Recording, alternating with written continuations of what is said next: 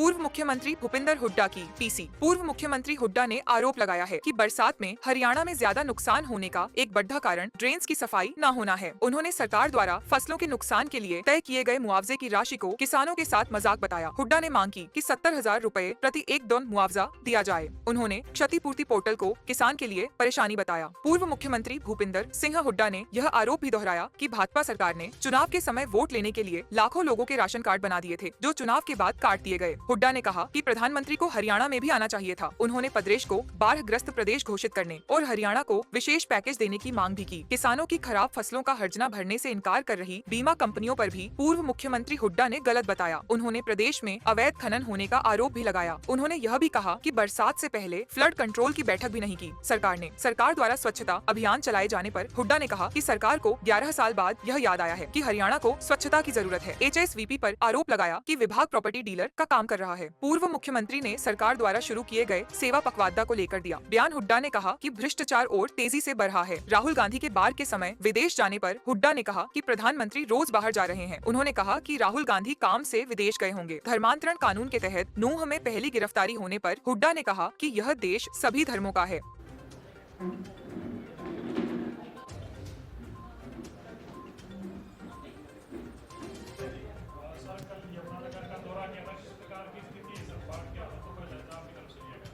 देखिए, कल तो मैं यमुनानगर गया था, उससे पहले और भी इलाकों में गया था मैं और कई जगह। बहुत ज़बरदस्त नुकसान हुआ है रहने का। और कल यमुनानगर गया तो वहाँ जमुना के साथ साथ जितने गांव हैं उनको तो कई होगी तो पूरी 50-50, 100 एकड़ ज़मीन बह गई। पॉपुलर समेत ज़मीनें बह गई। बड़ा भारी नुकसान हुआ है, इसमें कोई दो राय नहीं। पूरे हरियाणा में कोई 6,000 के करीब गाँव को नुकसान हुआ और 18 लाख एकड़ का इफेक्ट हुआ। ये किया है और 4 लाख से ज़्यादा किसानों ने ये क्षतिपूर्ति में डाला है। लेकिन असली नुकसान और भी ज़्यादा है। जैसे यमुनानगर में जैसे मैंने बताया, कल काफ़ी लोगों को परेशानी थी। वहाँ कई हो गए, डंगर बह गए, मतलब मकान गिर गए, फसल गई। इसी प्रकार से जैसे और जगह भी कारण ये है कि ड्रेनों की सफाई नहीं हुई। वहाँ मैम में गया था मैं, ड्रेन में कीकर पैदा हुई है। अब कीकर ही जम जाएगी उसमें तो आगे पानी कैसे जाएगा। ना लेवलिंग हुई, ना सफाई हुई। अब इसमें जो है 11 शहर इफेक्टेड है, हरियाणा के 72 कस्बे और 6,000 से ज़्यादा गांव। और कंपनसेशन जो सरकार ने दिया है वो किसान को 7,000 से लेकर 15,000 रुपये प्रति एकड़। एक किस्म से किसान के साथ मजाक किया गया है। 30-35 हज़ार तो उसकी शुरू में खर्चा आ जाता है, जहाँ 60 से 70 हज़ार रुपये एकड़ ठेके पर उठती है जमीन, उसको आप 7,000 रुपये दे रहे हो। मैंने ये कहा कि कम से कम 60 से 70 हज़ार रुपया प्रति एकड़ मिलना चाहिए।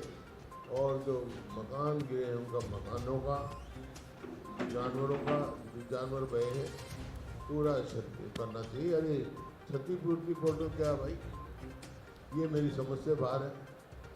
तो एक और पहले परेशान है और परेशानी में डाल रहे किसानों को। मेरे समझ में नहीं आता, जब किसान पराली चलती है किसान की तो सैटेलाइट से पता लग जाता है, धुआं उठते ही, और उसका चालान किया जाता है। अब इतना भारी है जो सैटेलाइट से पानी नहीं दिखता क्या? स्पेशल गिरदावरी कराओ। कई जगह मेरे को खबर मिली है कि पटवारी ने, तहसीलदार ने ये रिपोर्ट भेज दी सरकार को कि गांव में 100% नुकसान है। उस वक्त भी कहेंगे क्षतिपूर्ति करो। ये समझ में नहीं आया। तुरंत पहले भी इस किस्म में नुकसान हुए हैं, फ्लड आया है, 95 में आया, उसी टाइम स्पेशल गिरदावरी की गई, मकानों का कंपनसेशन दिया गया और दुकानों का कंपनसेशन दिया गया और कैश जो है कंपनसेशन वहाँ दिया गया। अभी समझ में नहीं आता किस चक्कर में डाल रखा है। ये हर बार ये ऐसे ही करते हैं। जैसे चुनाव से पहले तो राशन कार्ड बना दिए ए वाई और बीपीएल के, जो 20-21 में जो है सारे मिला के, दोनों के मिला के 11 लाख होंगे राशन कार्ड फैमिली परिवार के, और कुल लाभार्थी जो है वो 50 लाख के करीब होंगे, 52 लाख होंगे। अब चुनाव आया तो वो कितने लाख हो गए, 52 लाख तो राशन कार्ड बना दिए, लाभार्थी 2 करोड़ 13 लाख हो गए, 13 लाख सॉरी, और अब लाखों काट दिए, 11 लाख राशन कार्ड दिए बनाए क्यों? ये पोर्टल बोला पोर्टल पर चलाया क्यों? लेकिन वो सिर्फ एक चुनाव में एक किस्म से वोट लेने का, वोट चोरी करने का एक हथियार ये भी है।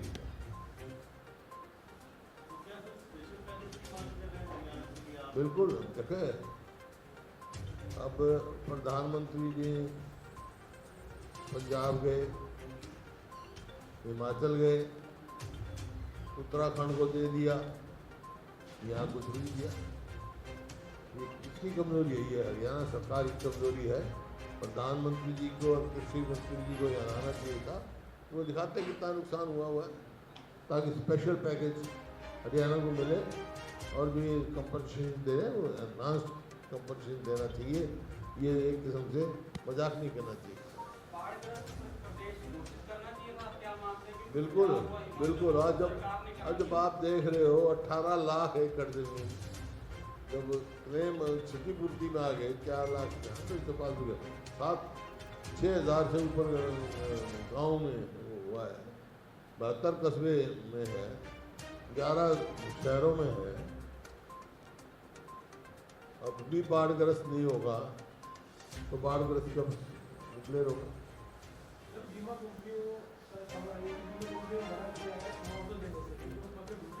देखिए, बीमा कंपनियों का, ये जो कंपनियां हैं प्राइवेट कंपनी है।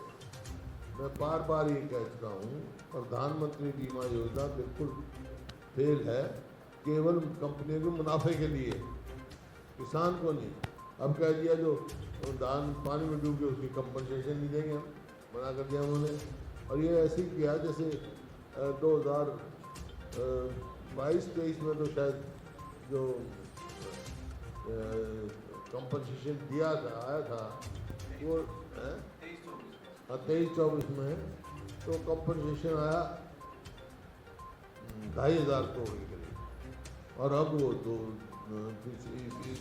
चालू साल में जब कंपनसेशन आया 265 या 270 करोड़, एकदम जो है 90% कंपनसेशन में कमी आई। ये पार्लियामेंट में मिनिस्टर ने जवाब दिया पार्लियामेंट में।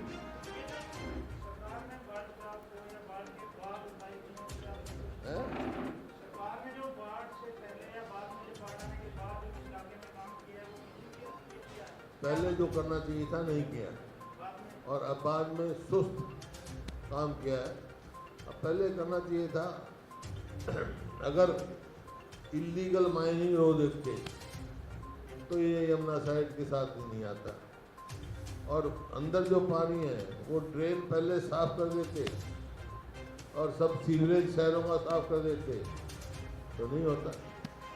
लेकिन कोई कदम नहीं उठाया गया। यहाँ तक कि इस सरकार ने, मौजूदा सरकार ने सदा जो है बारिश के मौसम से पहले फ्लड कंट्रोल की मीटिंग होती है, अब तो फ्लड कंट्रोल की मीटिंग नहीं करी तो क्या क्या कदम उठाएंगे भाई?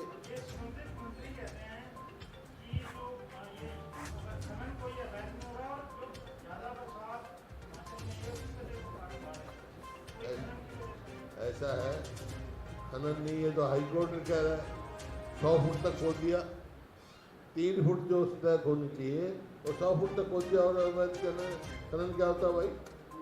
हाईकोर्ट पूछेगा, सुप्रीम कोर्ट बताना है, नेशनल ग्रीन ट्रिब्यूनल बता रहेगा, सब कह रहे हैं अवैध खनन है, खुला अवैध खनन है। सर, इसके अलावा एक सवाल है, मुख्यमंत्री ने गुरुग्राम से समस्तीपुर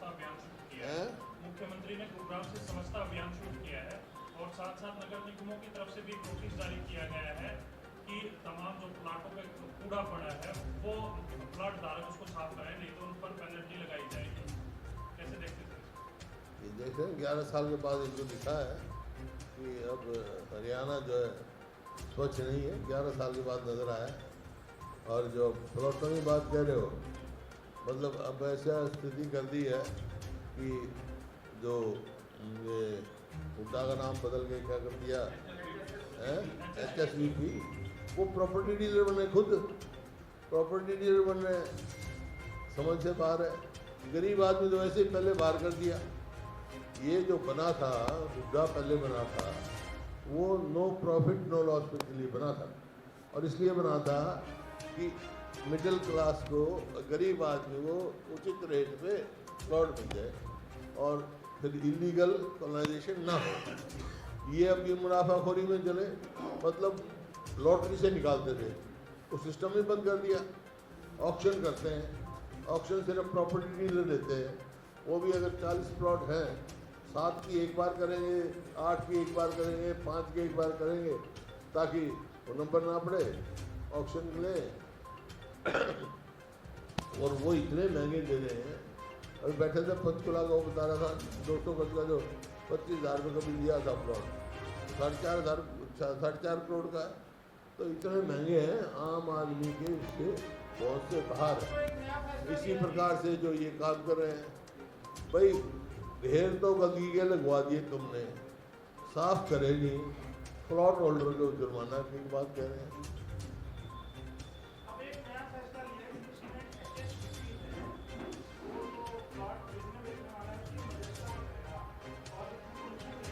कहा था मैं प्रॉपर्टी डीलर बन गया, अभी तो कहा था यार, सुनता था नहीं, दोबारा वही सवाल पूछते हैं। इस बात को अभी तो 1 मिनट पहले मैंने कहा था, यही मैं कह रहा था, प्रॉपर्टी डीलर बन गई। मकसद तो ये था कि गरीब आदमी को, मिडिल क्लास को प्लॉट मिले, इस मकसद से बना था। पहले हुड्डा के नाम से था, अब ये के नाम से हो गया। हुड्डा का नाम तो बदल दिया क्योंकि उनको लगा भाई ये हर जगह मेरा ही नाम आ रहा है, तो उनको ये नहीं पता। तो ये हरियाणा अर्बन डेवलपमेंट अथॉरिटी देते हैं, HUDA, मैं HWDA, मैं तो हरियाणा ओवरऑल डेवलपमेंट अथॉरिटी हूँ।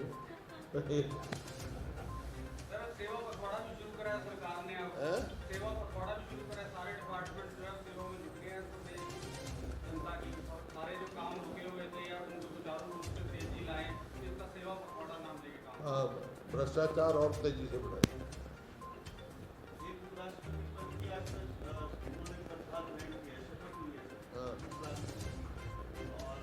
कोई भी विपक्ष का नेता इस दौरान मौजूद नहीं रहा। पता नहीं क्या क्रॉस वोटिंग हुई है और विपक्षी नेताओं का कहना है कि बीजेपी ने नेताओं को खरीदने की कोशिश की। क्या आप ये उनके बयान आ रहे हैं भाई, धन्यवाद कर रहे हैं, तो जिनने इफेक्ट किया है उनका धन्यवाद कर रहे हैं, इसका मतलब क्या है?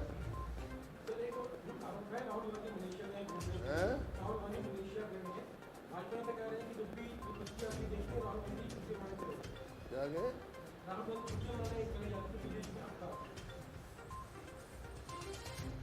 ये क्या बात है? अब ये हमारे प्रधानमंत्री यदि तो रोज बाहर ही घूम रहे हैं, कितने दिन बाहर रहते हैं? वो किसी काम से गए होंगे। और 25 तारीख से लाडो लक्ष्मी योजना प्रत्येक जिले में उसके कार्यक्रम आयोजित किए जाएंगे, लाभार्थियों को जो है।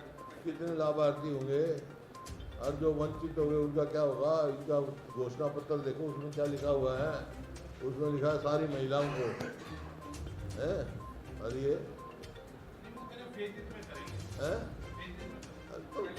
तो पहला बैकलॉग देंगे, पहले जो नहीं दिया उसका ब्याज देंगे। ऐसे ही लोगों को लिखते कुछ है, करते कुछ है। घोषणा पत्र देखो पहले इसका, पहले कार्ड बना दिए, अब काट रहे हैं। विपक्ष के दबाव में बना दिया हैं? मंत्री कह रहे हैं विपक्ष के दबाव में बना दिए थे, विपक्ष के मांग कर रहा था कि बढ़ाए नहीं तो हमने बढ़ा दिए। आप देख रहे हैं अब हम कह रहे हैं मत काटो, ये क्यों काट रहे हैं? पहले बनाए क्यों और फिर काटे क्यों? कोई जवाब है इनका? हैं?